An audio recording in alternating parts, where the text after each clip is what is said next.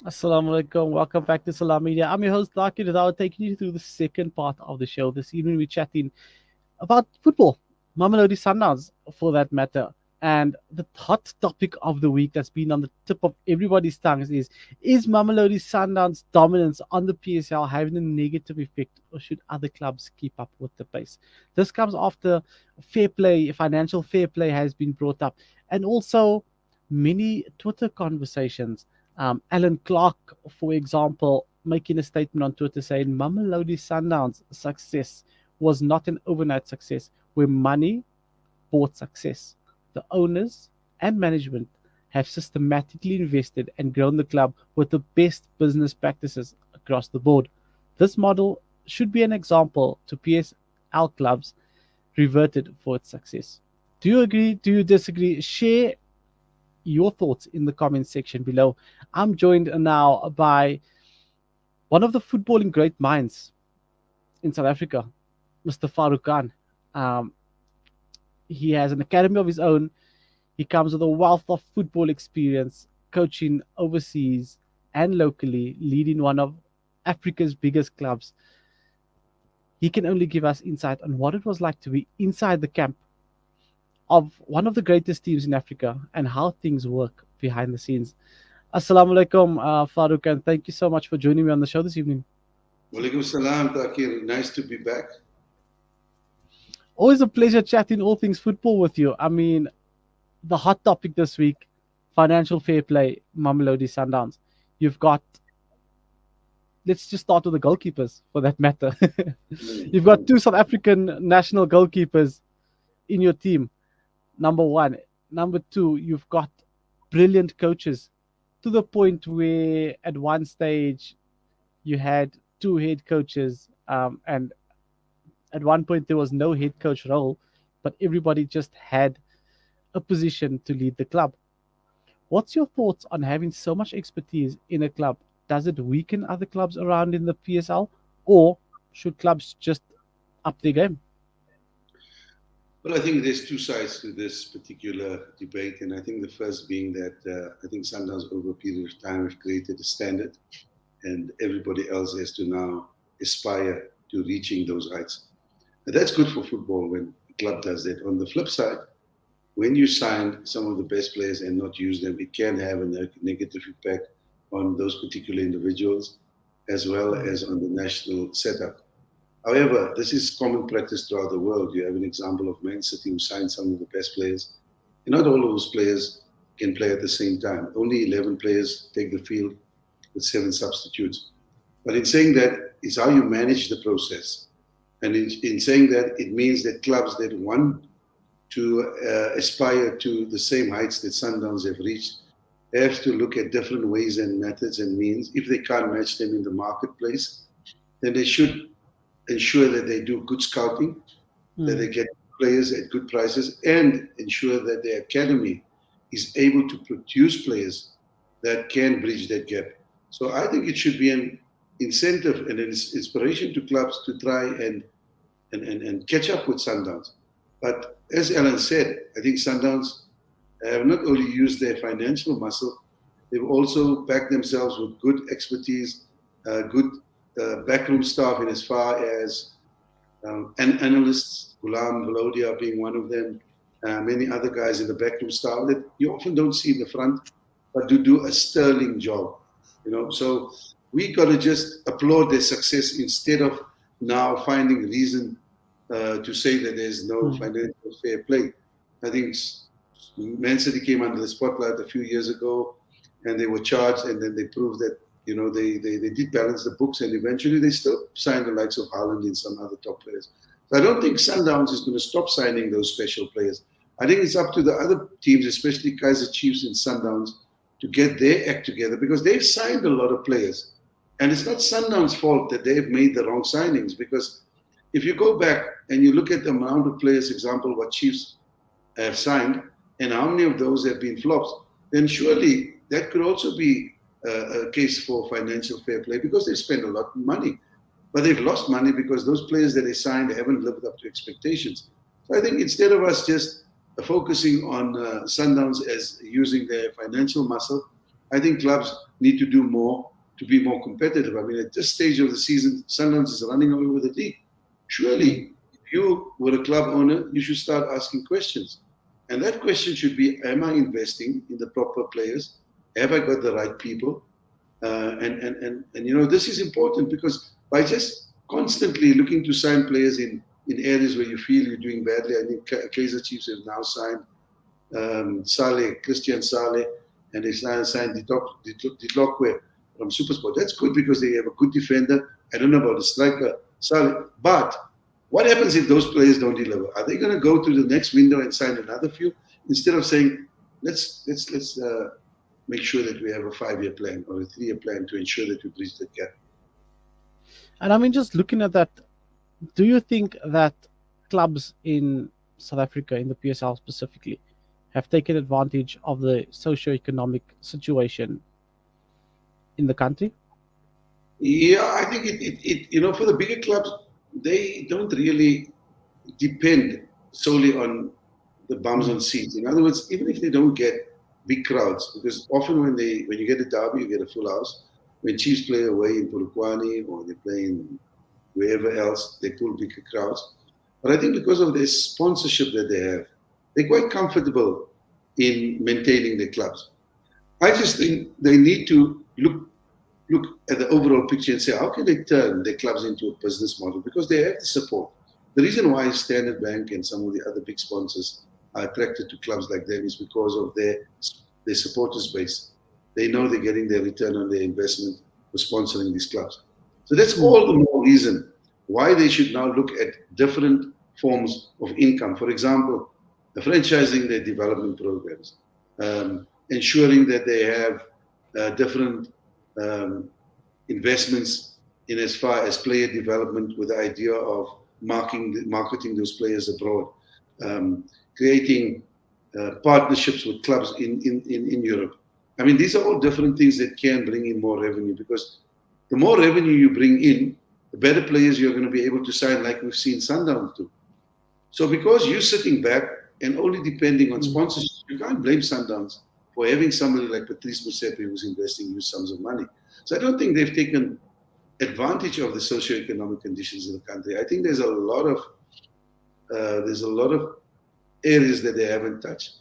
And I think once they look at those areas that can be areas where they can basically make more income from, then the team is going to grow, because football is big business. As much as you're a club with a history and a club that has won silverware over a period of time, you're only as good as your last game, and you're only as good as your season. Sundowns have been dominant.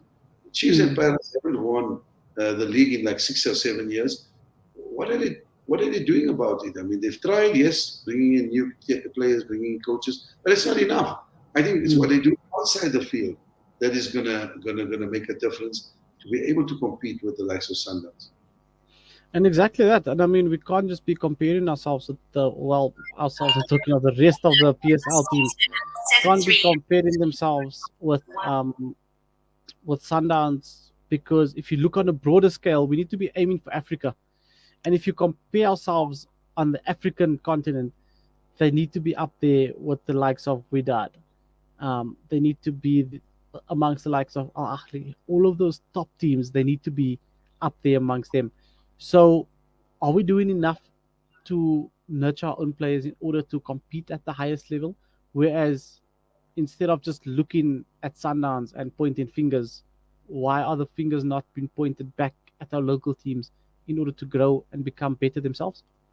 Well, exactly. I mean, Sundowns are ambitious. They want to play in Africa. I think the president, when I worked for Sundowns, you could see at that time he already told us he wants to dominate Africa, whether it be because he wants to have business interests, whether it be because he's now the CAF president, which he wasn't at the time. But it shows clearly that there's that confidence, that self-belief that they can dominate. And obviously winning one star was a start of bigger things to follow. But it looks like the other clubs find it a very costly affair, because if you look at your involvement in Africa, it costs the clubs more than what they make in prize money. And only if you win the tournament will you get that huge amount of money. But if you don't, it actually becomes a loss. So they're looking at it from a financial perspective. Because when I was at Chiefs, it wasn't always our ambition to go to Africa because we felt it was costly.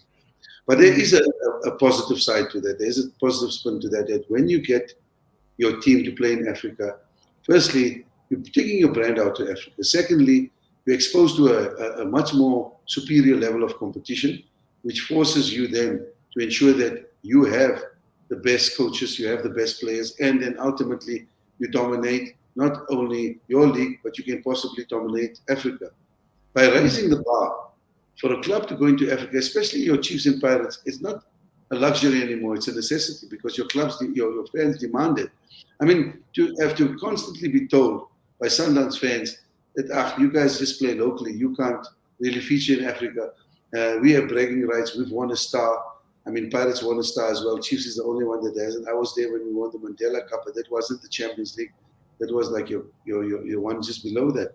But be that as it may, I don't think they show the same enthusiasm to go into Africa. Lately, that has changed. Lately, Chiefs have shown an appetite to go into Africa because I think from a sponsor's perspective, they want their brand to go out there. So that has changed. I think Pirates as well. So maybe to ensure that they do well in Africa, they have to get their game model right. They have to get their local game right. I mean, currently now, if you look at just before the break, Chiefs played 14 games, won 7, drew 3, and lost 4. Suddenly they come back after a 9-week transition and a break that should have put them in good stead to rectify those 4 losses and 3 draws. They come back and they lose 3 games on the trot. They concede 6 goals. So now, automatically, the spirits are low. The fans are upset. And, people are now starting to ask questions. Pirates, on the other hand, have had a good win lately over the weekend. So they bought themselves a little bit of time. But it's this yo-yo effect from your 2 big giants that's really not positive for South African football, because you and I want to see a good Chiefs, a good Pirates to compete, because it just makes football so much more interesting locally. No, definitely, and it's a tricky one because now you've got the teams like you take your Pirates and Chiefs out of the equation. You talk of teams like your Cape Town Cities. You talk of your Royal AMs. These are teams that are Richards Bay, for example, coming up into the league with. We all know how much money it takes to come up into the league from the first division up to the DStv Premiership. We all know how much money it takes, and to come in and compete at the highest level. Then you ask yourself, is the skill set of the players good enough, or are the players coming up just hungrier than those that have become comfortable in the DStv Premiership? Because every season, from coaches and management to players, it's just a merry-go-round. Yeah, I think it's we spoke today about periodization, and I think it's a very fancy term, but it's a term that is so important in any sport, whether it's cycling, whether it's football, whether it's cricket. Periodization basically means you're planning. So when you start the season, you get all role players around the table. You get your coaches, your physical trainers, your dietitians, your analysts, your kit managers, and you use that first week just to plan. So you plan, and the coach says, these are my targets. I want to win the Nedbank Cup. I want to finish in the top 8, example. Your bigger clubs say, no, we want to win the league. We want to qualify for Africa. We want to win 2 or 3 cups. Now the question is, how are we going to achieve those goals? So we need to put certain building blocks into place. Firstly, where are we at this stage in time? Where did we finish last season? What do we need to do to ensure that we finish in the top? What do we need to do to ensure that we win at least 60-70% of our games? Because a good yardstick would be that by the time the season ends, we end with 60 points. So that basically means when we come to the halfway mark, which is 15 games, we need to ensure that we have 30 points. So basically that means we need at least 2 points for every game. You get my point. That's your target. So now everyone in that particular setup knows their roles. The coaches know their roles.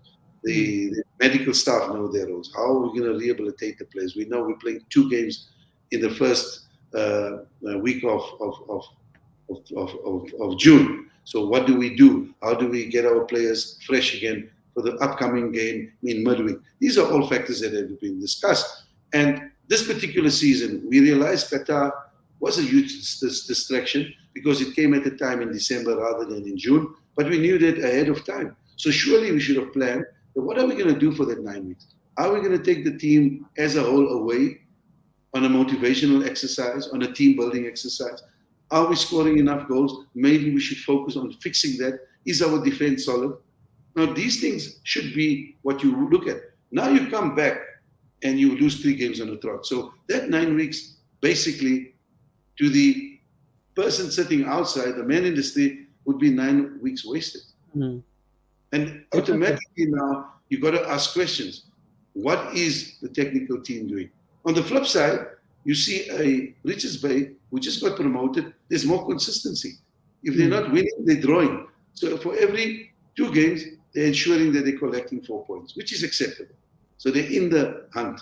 You know, in extreme cases, Sundowns is above where they have to be as far as targets are concerned. Already they've exceeded what they should be halfway down the line or halfway through the season. So this is good planning. You've got to ask yourself, what are they doing that we are not doing? And you've got to be self-critical and say, we're not doing enough. I think often when players sign, and I think this is an example that I always look at, you look at a player like Stones. When he signed for Man City, he wasn't one of my favorites. I always thought, this guy, how can he sign for the team? But what Pep has done was improve that player. He's improved him to such an extent that he's a player now that I would say, you know, he's justified to start. You know, and there's many examples of players. Similarly to Sundowns, Mbala played for played under, was it the team that sold Highlands Park? He played at Highlands Park, was more of a gritty, hard, robust player, but now he's a bit more refined. I mean, you look at Mudau, who played for Leopards. He's now one of the best fullbacks, and that's the reason being that he's been improved as a player in Sundowns. So this is the other thing. You know, Chiefs have signed many players, but have they improved those players? Pirates have signed many players. Have they improved? No, maybe not. So that is why you're always going to have the team saying Sundowns is manipulating the market. Where I agree with that is that you find some of the better players not getting game time. But that's it. But none of those players were forced to sign for Sundowns. They chose to sign for Sundowns, and they're patient enough. That's not Sundowns' fault, you know? Exactly. So it leaves us in a tricky situation. I mean, we're now midway through the season, and I mean, what's your predictions? Who do you think will actually be running away with the league this season? It's quite the obvious one. But I mean, the competition, who are you looking at to finish as close to Sundowns as possible? Runners up. Runners up, and who's caught your eye so far? Look, there's so much inconsistency from week to week. What I've seen Kevin do at Supersport has been phenomenal in the short term. And to some extent, it's because he's got one of our better players that we developed. Patrick Masangwane is just phenomenal. You must watch him, number 28, when you watch Supersport. It's been really a revelation. We developed him and sent him to Europe. He's come back. And I think he's had a huge influence because I think you have a player of his caliber, he really makes things happen as far as creating opportunities and goals. And he's a box-to-box player. But long story short, they could be definitely one to throw into the pot. Orlando Pirates, if Jose gets it right and can emulate what they did over the weekend against Stellenbosch, then they could be in the hat as well. I just think sometimes the consistency is a factor. And I would say Richards Bay not out of it yet, but we know these teams, when they come up, they flatter to deceive, and later on they start dropping points. We've seen this movement before. I don't know if that's going to happen to them. So those are possibly 3 teams that have it. Chiefs also, if they can get their game right.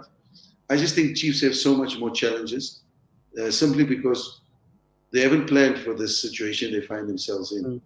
You know, they want to do an overhaul. Overnight, they want to go back to playing this profane glamour boys football. But do they have the players? And even the players that they've signed, have they given those players enough time to adapt to playing for Chiefs? Because you know what? Being at Chiefs is a difference to being at any other club. I mean, I was at Chiefs, I was at Sundowns, I was at Santos, I was at Rangers. And I can tell you, there's a huge difference between working for Chiefs and working for Sundowns. Even though Sundowns is a big club, and they're not as big as Kaizer Chiefs.